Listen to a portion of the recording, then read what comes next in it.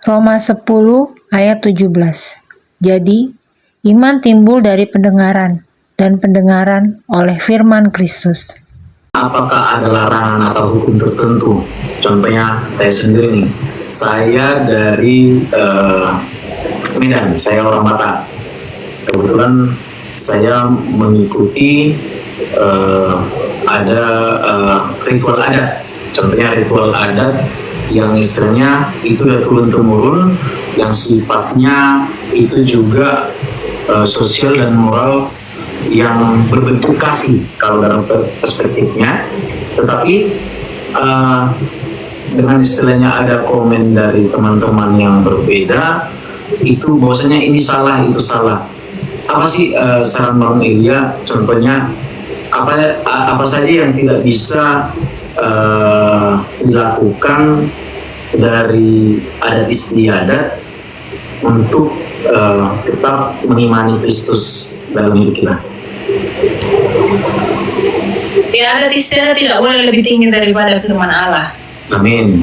Firman Allah tetap yang berotoritas menurut prinsip 2 Timotius 3 ayat 16. Dia yang berhak mengajar, menyatakan kesalahan, dan juga menegur kita. Tapi bagaimana dengan adat istiadat? Yesus itu melakukan adat istiadat.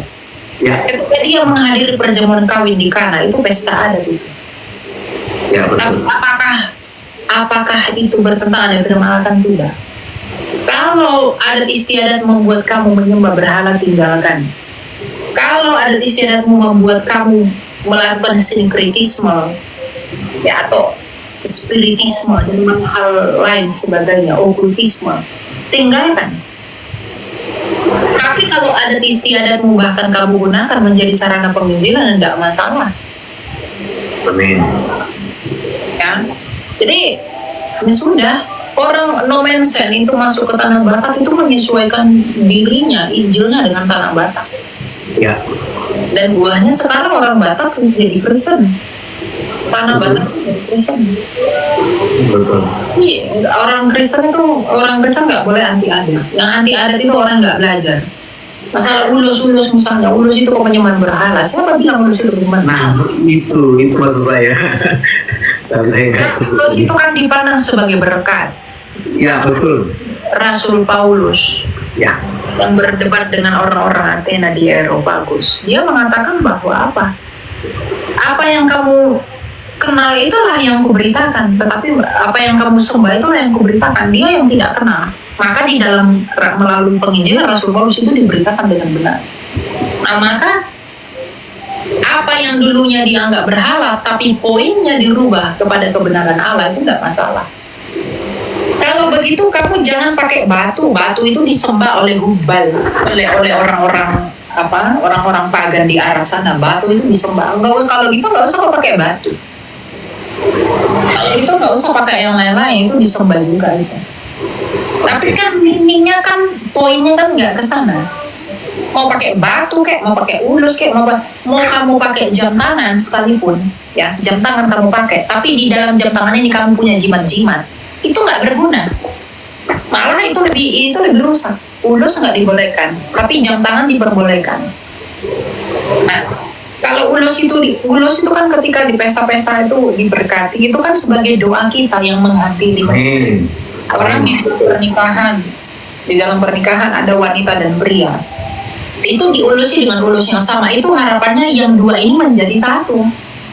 Sama seperti kitab suci berkata, demikian mereka bukan dua tapi menjadi satu. Ada makna teologinya di sana.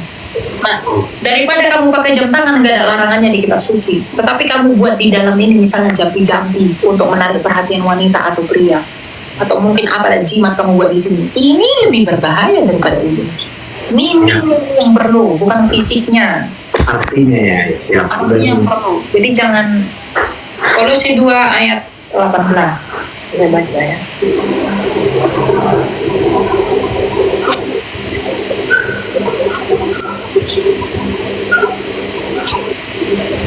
Janganlah biarkan kemenanganmu digagalkan oleh orang yang pura-pura merendahkan diri dan beribadah kepada malaikat, serta mengagungkan penglihatan-penglihatan dan tanpa alasan membesarkan diri oleh pikiran yang duniawi.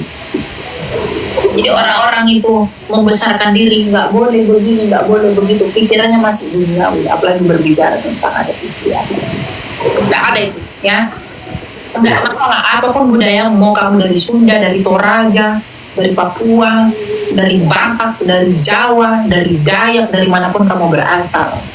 Kalau memang segala sesuatu yang kamu lakukan di dalam adat istiadat itu kamu putar orientasinya kepada Tritunggal Maha Kudus, yang tadinya kepada berhala sekarang menjadi kepada Allah, tidak masalah.